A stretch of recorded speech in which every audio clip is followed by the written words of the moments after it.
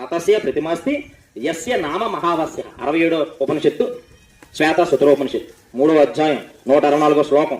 గూగుల్లో సెర్చ్ చేసుకుని దొరుకుతుంది. ఉపనిషత్తు పుస్తకాలు ఉంటే దొరికితే కాదు కొనుక్కోవచ్చు మీరు. ఏమండి, ఒకప్పుడు నేను హిందువుని కాబట్టి నా దగ్గర గ్రంథాలు, నా ఇంట్లో పుస్తకాలు, మాకు గుడి ఉండేది, ఆ గుడికి వచ్చే పుస్తకాలన్నీ ఇంట్లో పెట్టుకునేవాడిని. ఇప్పుడు మా ఇంట్లో స్టోరేజ్ ఉంటుంది. ఏమంటే నతస్య ప్రతిమాస్తి యస్య నామ మహావస్య. భగవంతుని పోలిన ప్రతిమ గాని ప్రతి స్వరూపం గాని ఈ సృష్టిలో ఒక గడ్డ వేసి జొరపాలు వేసి, అంటే యేసుప్రభు అని చెప్తాను అందుకే, ఏ రూపం పెట్టకూడదు. దేవుణ్ణి చూస్తే అసలు ఒరిజినల్ రూపం చూడలేరు, చూస్తే చచ్చిపోతారని ఉంది బైబిల్లో. నిర్గమకాండం 33వ అధ్యాయంలో ఒక మహాభక్తుడు దేవుడితో ఉంటాడు 40 రోజులు, మోషే అని. ప్రభువా నీ మహిమ చూపించిన చాలు అంటాడంతే, ఏమొద్దు. మరి 18వ వచనంలో అప్పుడు దేవుడు అంటాడు, నా మహిమని అంతా నీకు చూపిస్తాను, నా నామంతా నీకు ప్రకటిస్తాను, కానీ నా ముఖము నువ్వు చూడలో ఏ నరుడును నన్ను చూచి బ్రతకడు.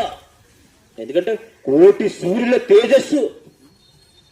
ఒకప్పుడు ఒక పాట అన్నాను నేను, జ్వలిత భాను కోటి తేజ పూజ, జ్వలిత భాను కోటి తేజ పూజ, విమల చరిత వంజయేసునాథ. అంటే జ్వలించే బాలుడు అంటే సూర్యుడు, సంస్కృతం పాట ఇది కూడా.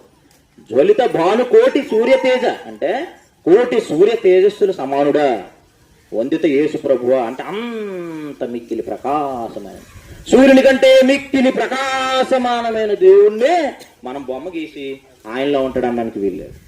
శ్వేతసుతరోపనిషత్ 3వ అధ్యాయం 164వ శ్లోకం. నతస్య ప్రతిమాస్తి యస్య నామ మహావస్య. అన్ని గ్రంథాలు ఏం చెప్తుందంటే భగవంతుని పోలిన ప్రతిమ ప్రతి స్వరూపం ఈ సృష్టిలో మరి ఎలా వచ్చినాయి? మరి లేవు కదండి.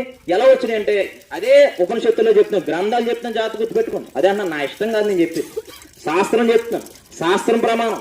భగవద్గీత 17:4 శ్లోకంలో అదే చెప్పాడు, యశాస్త్ర విధి మృత్యుర్జం తస్మా శాస్త్రం ప్రమాణాంతే. భూమి మీద భక్తి చేయడానికి శాస్త్రం ప్రమాణము.